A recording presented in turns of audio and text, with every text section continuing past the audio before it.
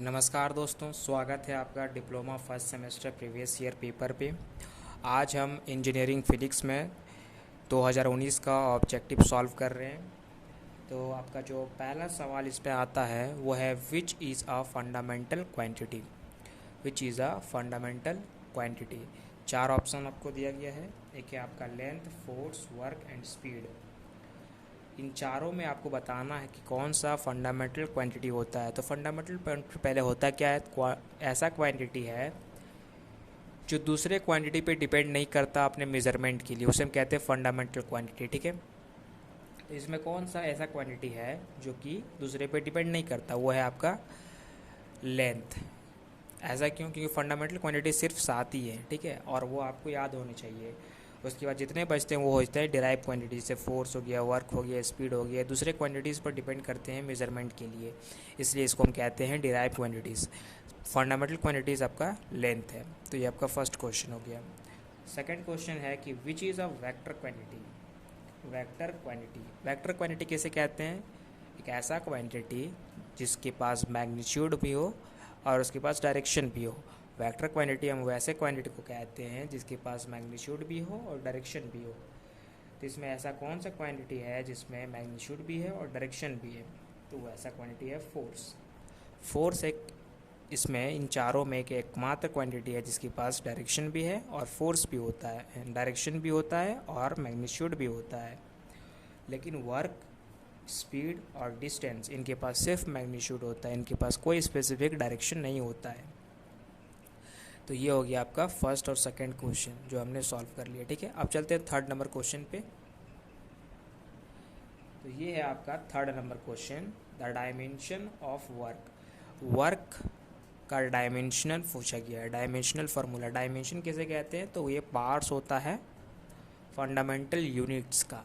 Fundamental units के जो parts होते हैं उसे हम कहते हैं डायमेंशन। ठीक है, तो वर्क के डायमेंशन यहाँ पर आपको पूछा गया है, वर्क का डायमेंशन। तो इसको आपको निकाल सकते हो। वर्क का फार्मूला होता है फोर्स इनटू डिस्प्लेसमेंट। ये आप फार्मूले से भी निकाल सकते हो। ठीक है, फोर्स इनटू डिस्प्लेसमेंट। फोर का जनरली आपको डायमेंशन याद होना चाहिए क्योंकि ये हर जगह यूज़ होता है। अगर नहीं आता तो इसको भी निकाल सकते हो, बराबर एफ इंटू एम ए से, सेकेंड लॉ से, न्यूटन सेकेंड लॉ से, F equal to M A. तो यहाँ से आप निकाल सकते हो, इसका आता है M L T minus two. तो यहाँ से M L T minus two put करोगे फोर्स की जगह पे और डिस्प्लेसमेंट की जगह पे लेंथ, तो ये बनेगा आपका M L two T minus two. ठीक है, तो ये जो है आपका M L T minus two, ये आपका फर्स्ट नंबर हो गया डायमेंशन ऑफ वर्क। कैसे निकालना है आपको समझ में आ गया होगा। तो इस तरह से निकाला जाता है डायमेंशन। डायमेंशन एक्चुअली में पावर्स होते हैं। ये जो एम का ऊपर पावर है, एल के ऊपर जो पावर है, टी के ऊपर जो पावर है, that is called the dimension. Okay, तो ये हो गया क्वेश्चन नंबर 3। अब चलते हैं क्वेश्चन नंबर 4 पे। ये इसमें बोलता है liquid does not wet a solid. एक लिक्विड जो है एक सॉलिड को भिगो नहीं सकता, सॉलिड सरफेस को, if the angle of contact for a pair of liquid and the solid is. Pair of liquid and the solid के लिए मतलब एंगल ऑफ कॉन्टेक्ट क्या होना चाहिए ताकि सॉलिड सरफेस को भिगा नहीं पाए लिक्विड सरफेस। तो ये कितना होता है? तो ये होता है आपका, इसमें जो थीटा होना चाहिए, एंगल ऑफ कॉन्टैक्ट होना चाहिए, वो होता है 90 से ग्रेटर। ठीक है, यानी कि ऑफ्ट्यूज एंगल होना चाहिए, 90 से ग्रेटर होना चाहिए, ऑफ्ट्यूज एंगल होना चाहिए।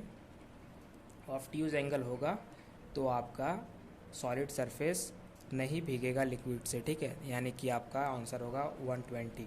ये तो 90 है, 90 से एबव होना चाहिए, 60 है, 90 जीरो है यानी 60 से कम है, 60 से ऊपर रहेगा तो सॉलिड सरफेस भीग हो गया। ठीक है, तो भीग जाएगा 120 डिग्री में।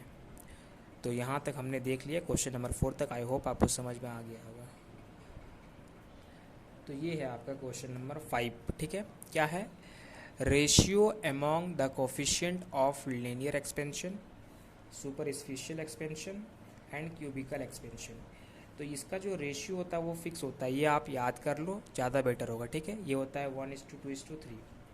लीनियर एक्सपेंशन, ये लीनियर एक्सपेंशन, सुपरफिशियल एक्सपेंशन और क्यूबिकल एक्सपेंशन, इसका जो रेशियो होता है वो 1:2:3 होता है। इसको आप याद कर लो, ये इंपॉर्टेंट है। ठीक है, अब क्वेश्चन नंबर 5 वो था। अब क्वेश्चन नंबर 6 देखते हैं। इसमें बोल रहा है कि what type of wave carry sound in air. Means किस तरह का वेव कैरी करता है साउंड हवा में किस तरह का वेव को कैरी करता है साउंड, तो होता है लॉन्गिट्यूडनल वेव। ठीक है, हवा में जो वेव कैरी करता है साउंड वो होता है लॉन्गिट्यूडनल वेव। ठीक है, लॉन्गिट्यूडनल वेव होता है, लॉन्गिट्यूडनल वेव हम इसे कहते हैं, इस तरह का जो वेव होता है इस तरह का, उसे लॉन्गिट्यूडनल वेव कहते हैं। ठीक है, तो साउंड जो है हवा में लॉन्गिट्यूडनल वेव कैरी करता है।